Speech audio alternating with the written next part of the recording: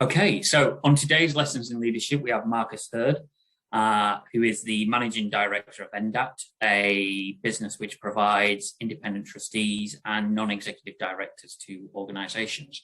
Marcus, it's great to have you on the show today. Hi, Paul. Good to see you again. Marcus, I guess first and foremost, if you could give us a couple of minutes overview of how you've got to where you are today and what has led you into to being managing director at ndapt. Yeah, brilliant. Thanks, Paul. So it's been an interesting journey.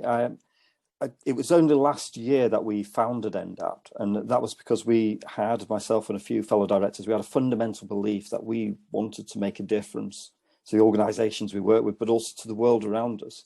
So that's where we ended up.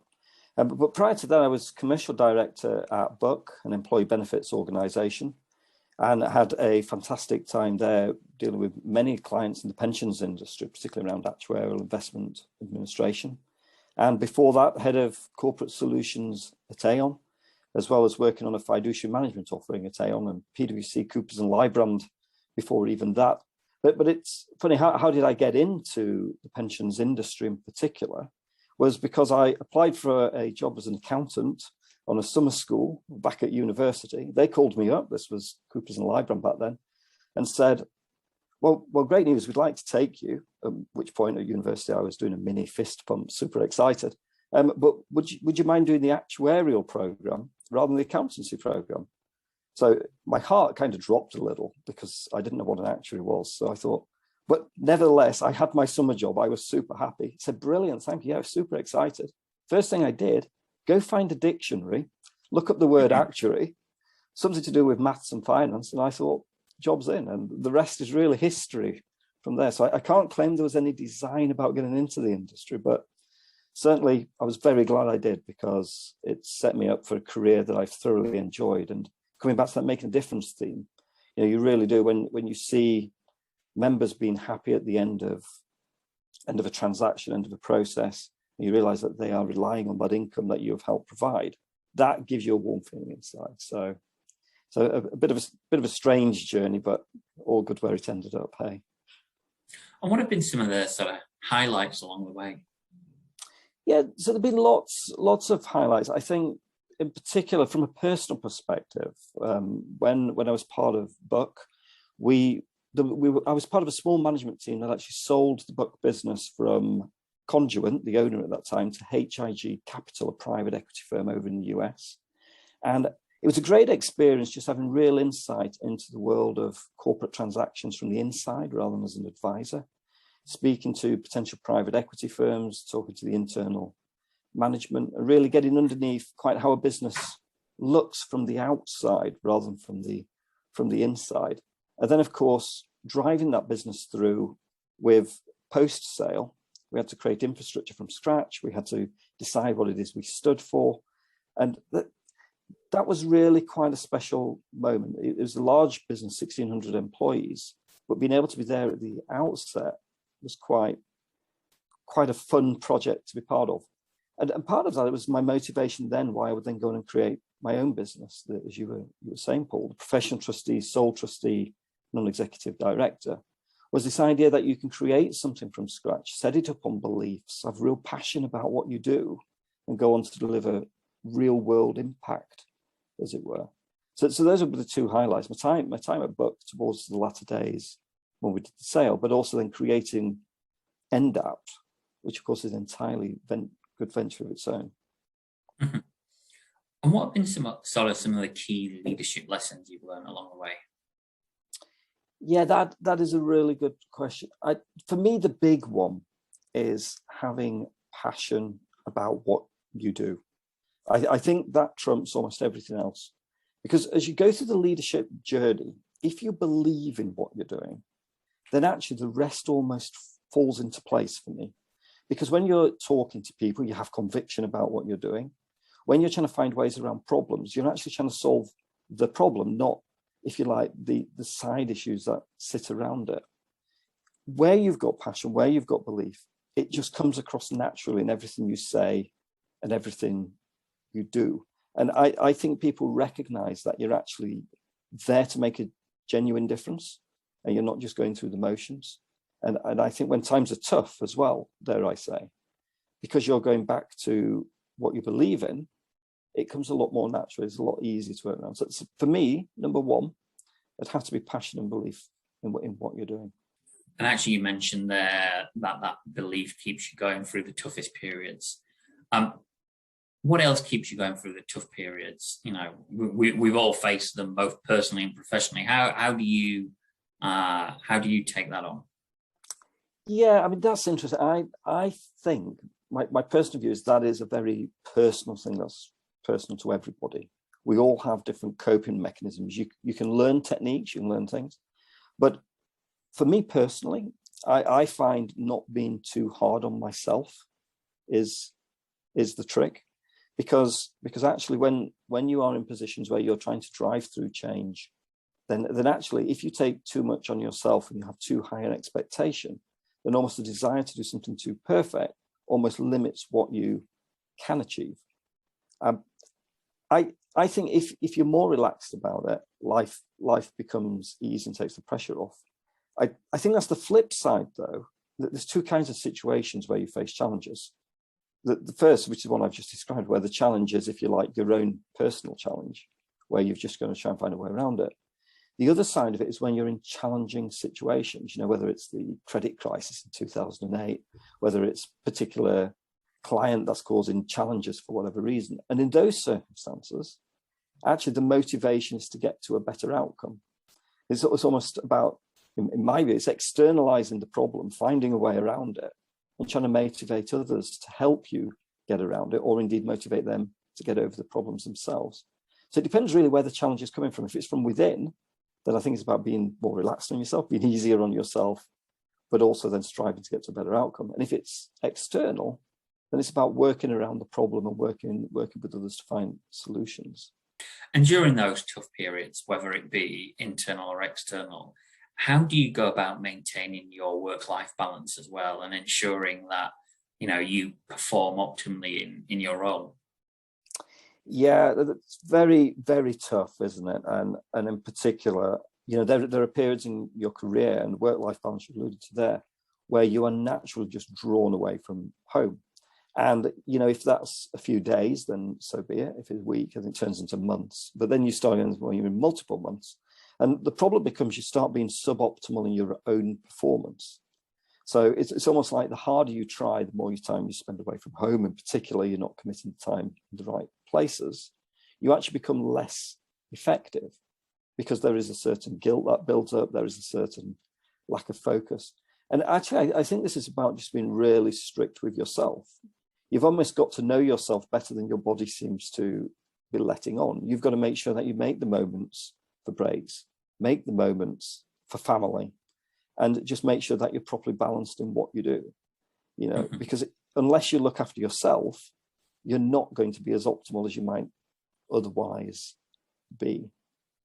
No, definitely. I think most people who know me may well see me walking around town with the pram, pushing the baby, and trying to get him to sleep and get some exercise at the same time, and thinking through business issues. But the irony is, I actually find that really relaxing, and it does allow me to think about issues and cogitate on stuff that I wouldn't necessarily get time to otherwise. Well, I think that's right, isn't it? There's nothing like pushing a pram, as I know very well at this moment in time with a new baby just 1 month old.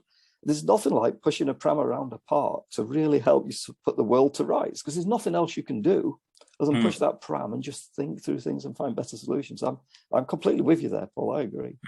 Absolutely. So how do you maintain compassionate leadership, Marcus, when maybe someone's performance is unsatisfactory, or maybe you're in role working for one of your clients sat on the board, whether that be a trustee board or as a non-executive, when things aren't necessarily performing as well as you would like in the business? How do you go about managing that compassionate leadership? Yeah, that's another good question. So, you know, it reminds me of, there's a HR model out there, the AMO model. And it basically says that if you're going to be successful, you need three things. You need the ability to do the job, you need the motivation, and you need to be given the opportunity to be successful. Now, in my experience, it's very rare that people don't have the ability to do the job. There are circumstances, but on the whole, they've got the ability. And particularly in your line of work, Paul, you know this very well. You know, you find people who have the ability. That's not the challenge. Now, if you take that as for red, then that means that the individual is now lacking motivation, or they're not being given the opportunity to succeed. And actually, then this suddenly becomes less about the individual and more about you and the way you are structuring the situation they find themselves in. And quite often what I find is actually if you chat to the individual concerned or teams, kind of team-based performance, actually there are obstacles that are stopping them from having the motivation or that opportunity. And actually it's about working around how you get them back into the right place where they are able to be successful and almost free up the shackles that's been limiting their performance to date.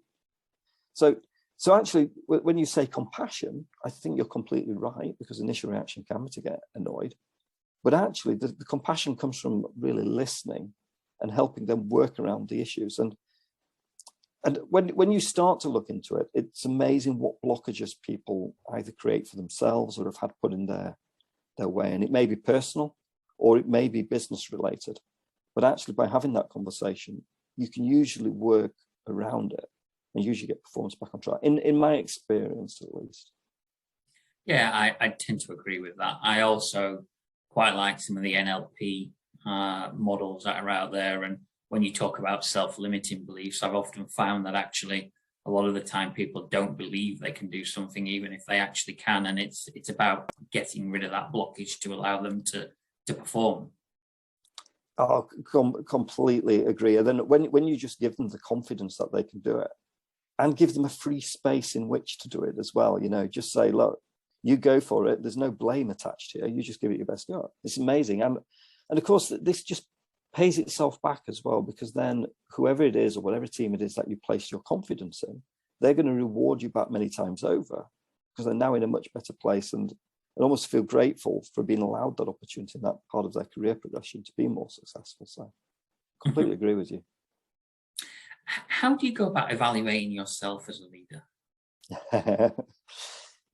Yeah, this is a tricky one, isn't it?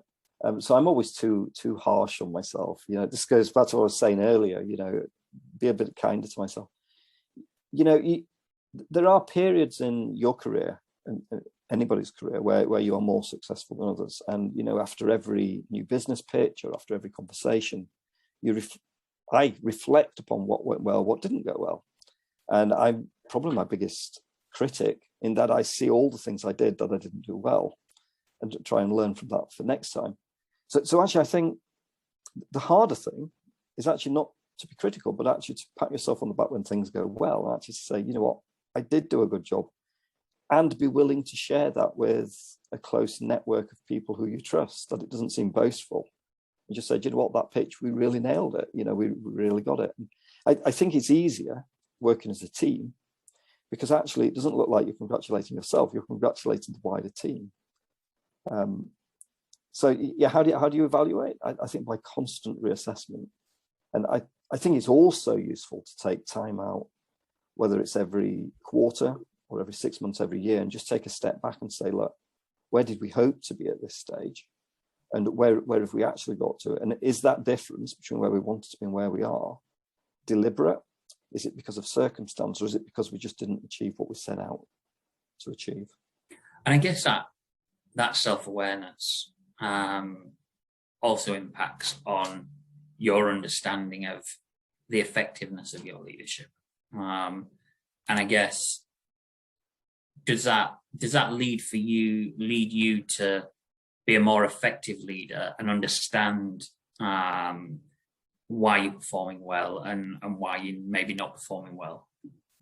Yes, gosh, and here we go into the whole realm of something that I've taught on and left given seminars in around emotional intelligence, and being able to pick up on the signs of when things are working, when things are not working.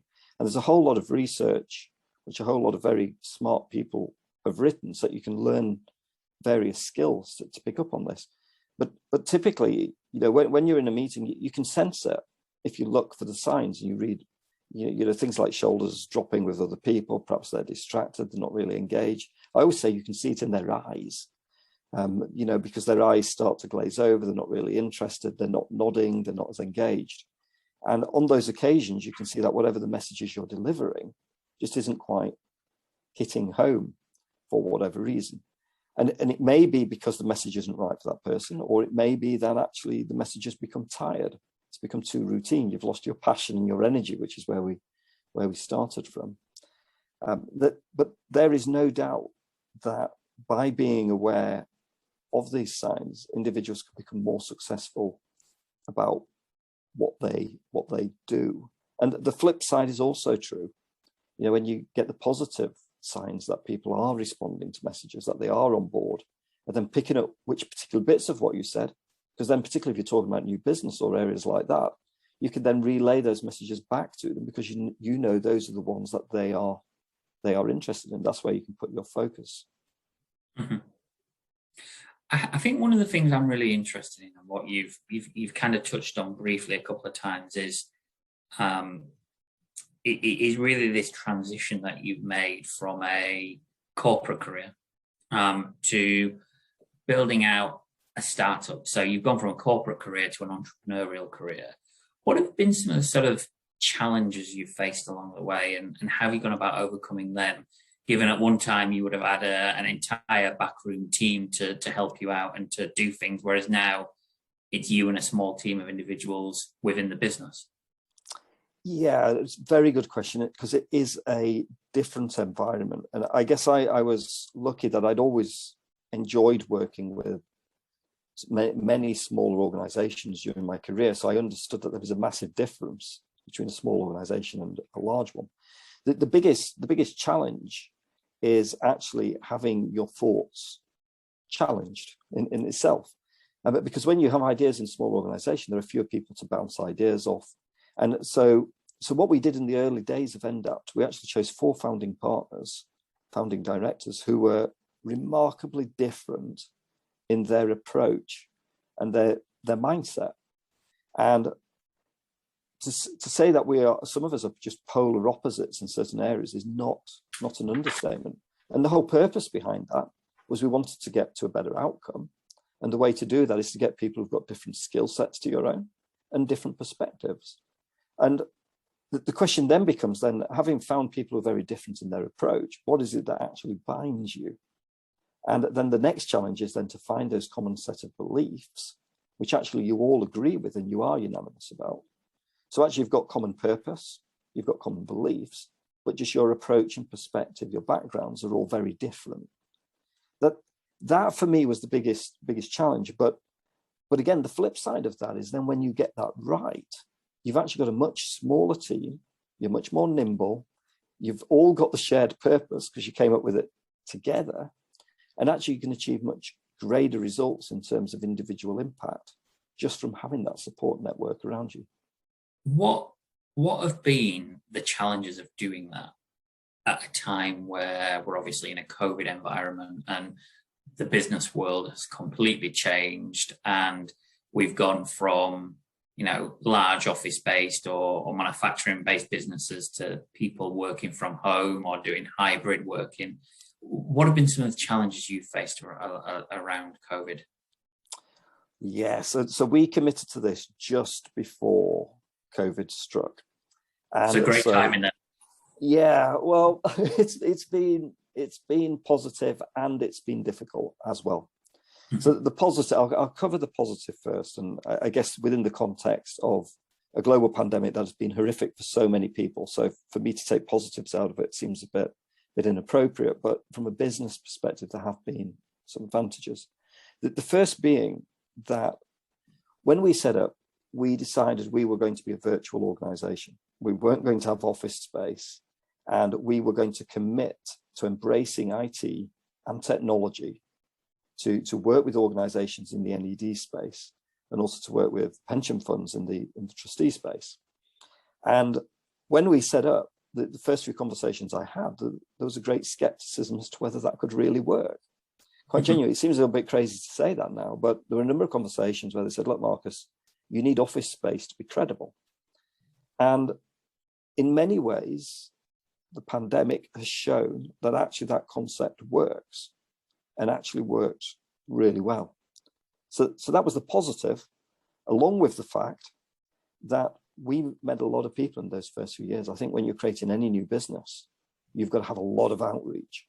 And within the first 9 months, I'd spoken with over 450 people. I don't think I could have done that without the benefit of the IT technology and almost being allowed to do everything by Zoom or by Microsoft Teams or other providers. Because in reality, people would have expected face-to-face time. They'd have expected maybe lunch, maybe expected a dinner. You couldn't have covered the same volume of people. So those are the advantages. The downside, though, is the obvious one. Is that while you make relationships, a lot of people still rely on face-to-face for deeper relationships. And there are a good number of people out there who want to meet you face-to-face. And until they've met you face-to-face, they find it hard to work in the same way. So that has been our biggest challenge. And also there are trade conferences out there, which it's really useful to be part of. And of course, those haven't taken place. So you're limited almost by your own connections and then your secondary connections. It's certainly been an interesting time, but a lot of lessons learned. And in many ways, now that things are opening up, it's almost a change of business dynamic in the way in which we go forward. Yeah, absolutely. I mean, that whole virtual thing is fascinating, because when I set my business up in 2011, it was the same issues. You've got to have an office to be credible. You've got to have physical meetings. But my view was always, well, actually, the only thing I need a physical office for is for me to work in. Right.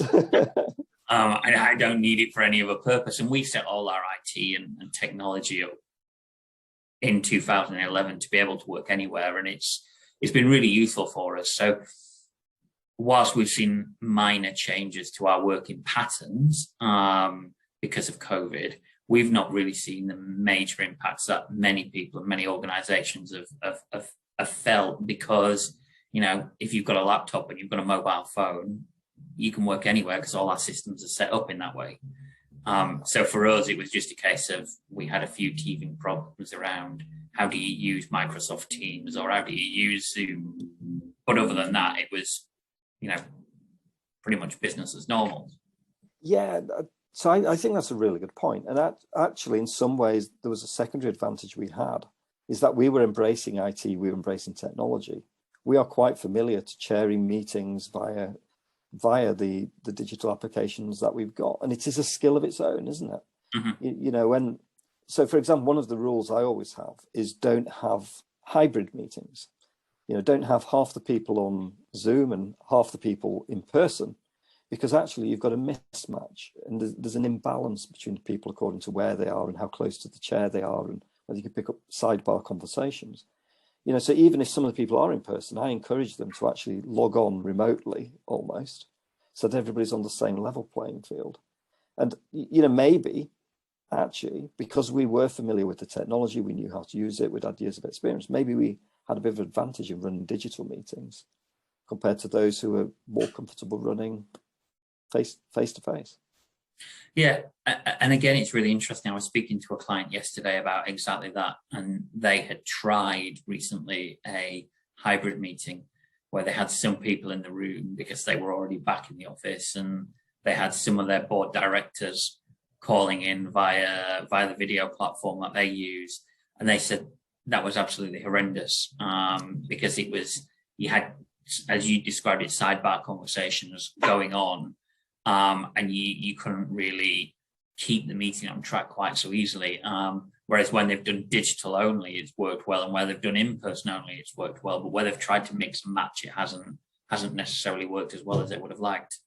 Yeah, and it is difficult, isn't it? You're in the same building as someone else. It feels quite natural. You should sit together and do the call together, but you can't, because it doesn't work for everybody else. That's the key. Yeah, no, absolutely. What would you say has been the biggest leadership challenge you've faced in your career? Has it been COVID? Has it been the financial crisis, or has it been, something completely different? And how did you go about coping with it? Yeah, so it comes back to what we were talking about earlier. I think if the problem is external to you, actually, do you know what? Difficult times are just an extra challenge that you can kind of embrace and firewind around it. It's almost, once you externalize it, it becomes almost exciting to try and get around it. No matter what that challenge is, and no matter how severe, it's almost like it's just an extra challenge. It is more exciting. So for me personally, the problems become when they are more personal to you, because in those occasions it is harder to step away. It's harder to disconnect yourself from those issues, and so, and it's perhaps a bit of a serious note, but when individuals, whoever they may be, have personal challenges that are going on in their life, I think supporting them through what they are trying to do is probably as important as anything, because those problems can become inhibiting, and it's working through those challenges that, again, I think foster stronger relationships for the future and soon get people back on track and able to perform in the way you always knew. That was a little bit somber, wasn't it? I don't know if that's what you were intending. Okay, so what would you say are the most overrated leadership qualities that you've come across? I mean, we get asked for some wild and wonderful things, as I'm sure you can well imagine, by some of our clients, and our job is to advise them and steer them in the right direction. But what would you say is the most overrated quality you've come across? Yeah, really good question. There was a book I read once. I won't name it because I'm about to criticize it. And what it was suggesting, it did case studies of various CEOs of big organizations and showcasing how they had gone into, say, a production line and donned the overalls and started doing the job, showing the employees how it's done and putting in a really long shift and, increasing performance and demonstrating to them how it's done. And there were other examples in the book, like going on to a nursing ward, I think was one of the examples, and you're taking part. And I was reading it with horror, because for me, that's not leadership. That's almost a certain arrogance. That's almost there's something wrong about that, because for me, what you should be doing is actually working with the people on the production line, talking to them, asking them who are the experts in what they do. Yeah, they do this in, day out. They are the ones who are best placed to come up with the solutions around those problems. In the nursing example, the nurses are the ones who are dealing with this day in, day out and trying to manage the problem. So you're going to sit in there for a day and almost showing them how it's done just seems completely inappropriate. So for me, that whether that is genuinely considered a leadership trait, though, some people say it's getting your hands dirty, I think is the watered down version, but I think that's something completely different. But actually getting involved, trying to do that role yourself, I don't think is as highly rated as some people may make out. I think actually what you're trying to do there, I'll try and give it a positive thing. What you're trying to do is develop empathy for those who are doing the role, but I think that's a different thing. I think you gain the empathy by talking to them, the experts in their fields, and understanding from their perspective what it's like to do the role day in, day out, week in, week out, month after month. That's I don't know what you call that technique, but it sounds pretty hideous to me. I think it's interesting. It's about leadership rather than being the technical expert at times as well.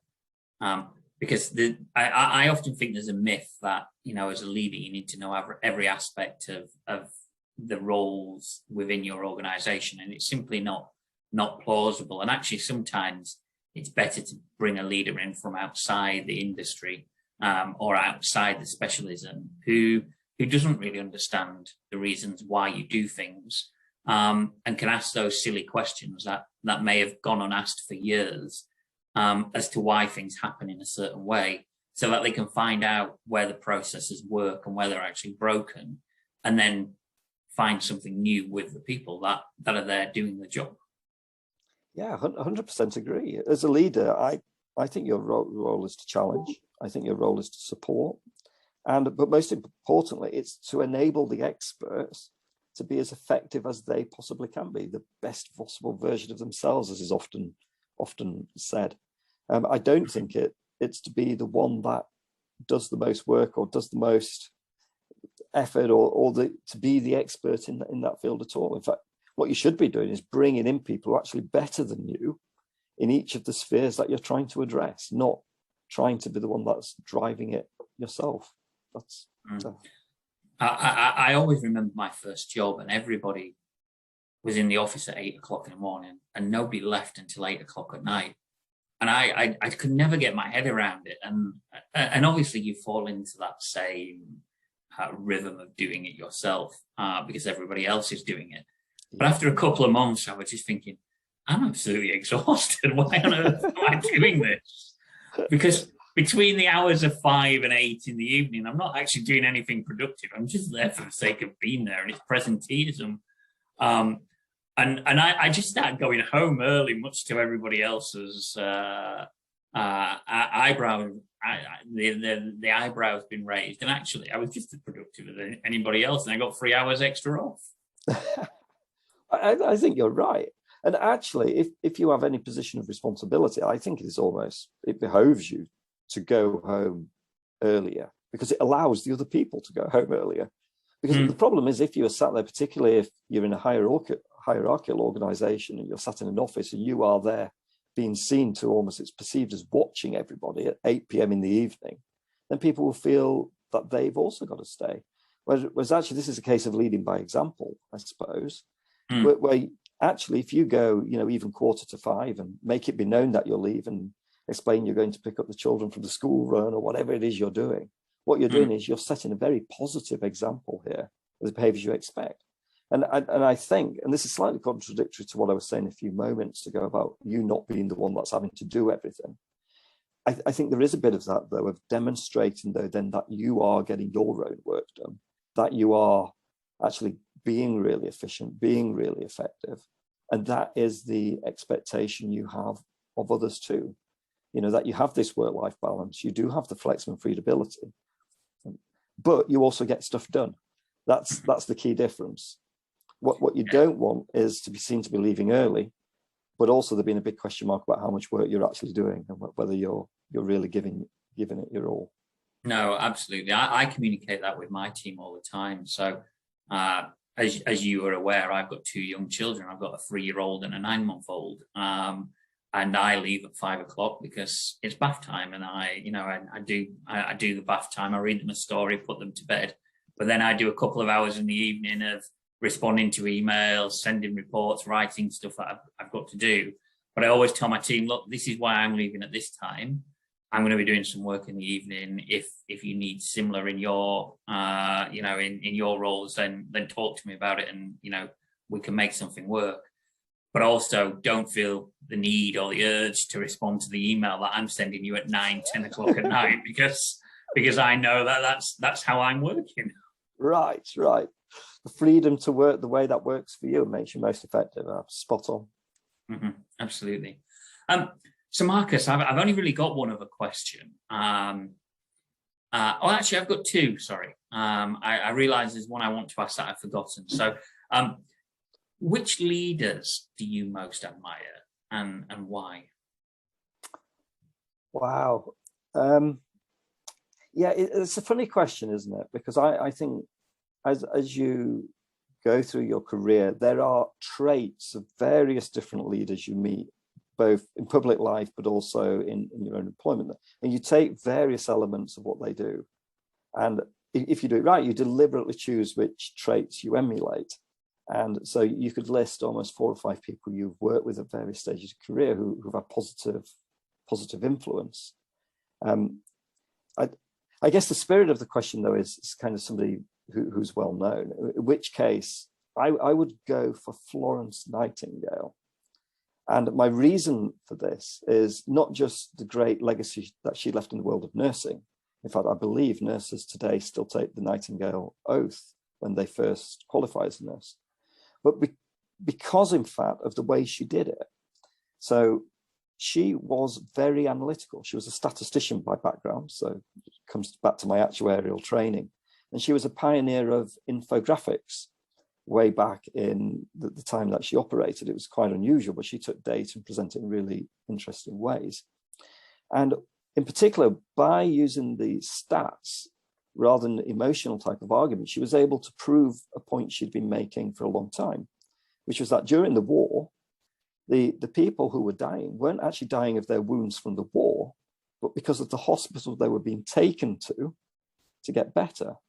And she managed to prove that actually it was the hospital care that was causing the issue now, not the original injuries. They were picking up infections, they were picking up other diseases by being in such a confined space. And do you know what, that is so, I find that so remarkable that somebody who was so skilled in one field, nursing, also had this completely, almost seems contradictory set of skills in statistics. She was able to bring the two together and have real positive impact. So Florence Nightingale, I guess my vote. Okay, that's interesting. I've heard that one before somewhere, but I can't remember who told me that once before. It might have been me, actually. It could well have been. It could well have been. I guess my final question then is one I'm asking to everybody. And if you were the interviewer asking the questions today, what would you have asked that I haven't asked you? Well, I think you came up with a pretty good set of questions. I think it would probably have been around, you know, what is it that makes you tick? What is it that makes you get out of bed in the morning? But that would have been the question I'd gone for. And I suppose you're going to want the answer to the question as well. Of course, yeah. and actually, it comes back to where we started this whole conversation, where you were asking about what I think the greatest characteristics of leadership are. And it's about having purpose and belief. I think it also crosses over with when we're talking about some of the challenges of leadership as well. You know, when you've got other things happening in your life that you can't control, other distractions. Because I think what really motivates you becomes super important. And I describe it as, and this is definitely saying to myself, I've certainly heard nothing to say, but shower time. What are you thinking about when you're in the shower in the morning, getting ready for the day? You know, are you thinking about a bill that got to be paid, or are you thinking about you've got to take your car in for MOT? Or are you thinking about maybe the meeting you've got later today and how you're going to be best positioned to deal with it? Or you may be thinking about a challenging situation that you've got and how you're working around it. It's what makes you tick. Where is your focus in the moments where you're not consciously thinking? And at times when individuals have been super successful, their focus is on what it is they are trying to achieve. And I believe, although I've got no evidence for this, is the reason I say shower time is because you can actually test what you're thinking about at that point. But I think it permeates when you're asleep, when you're dreaming. I think your head is just churning over those ideas and finding ways through. And that, I believe, is why when you do have periods of difficulty and you're thinking about other things in the shower, is why you're maybe not as effective when in your working life as well. Yeah, I absolutely. I think I was taught a little trick years ago about creating a power list of the things that make the most difference to the business, and do them and ignore everything else, or outsource it or get somebody else to do it. But you just concentrate on the 3 to 5 things which make the biggest difference to the business. And there was I don't know if you listen to it, but I listened to the FT morning news briefing podcast that they have, which is usually about 10 minutes. So gets you on top of the news every morning. And they had they had an economist on there who specializes in productivity. And he was very good. And he was saying essentially, there's no right or wrong way to do this. And the moment you think you've got it cracked and you've got it sorted, it goes out of the window. But he said he had a very low tech solution to this, and that's to get a sheet of paper and to fold it in half, and then to on one half draw a line through the middle, so that you've got one big half and then you've got two quarters, so 2 and 3, and write down what's the number 1 priority, what's the number 2, and what's number 3, and work on number 1. And if you finish it, then number 2, then number 3, and if you've done that, then stop. Right. That's a brilliant suggestion. I might try that tomorrow. I'll let you know how it goes. It does remind me. There's a brilliant book by Daniel Goleman. He also wrote a book on emotional intelligence as well, which is very good. But he wrote one on focus. And it really does give you a perspective of what you focus on is what you tend to achieve, and choosing the right things to focus is really important. It's a very similar kind of theme. So I like that one. No, I'll look that book up as well, because I've seen Focus. I've never actually read it. I'd lend it to you, but it's on my Kindle. I think I'd have to lend you my Kindle. I'll put it on an audio book. Well, Marcus, thank you very much for your time today. It's been really great to have you on the show, and a really fantastic discussion. Brilliant. Thank you, Paul. Really appreciate it.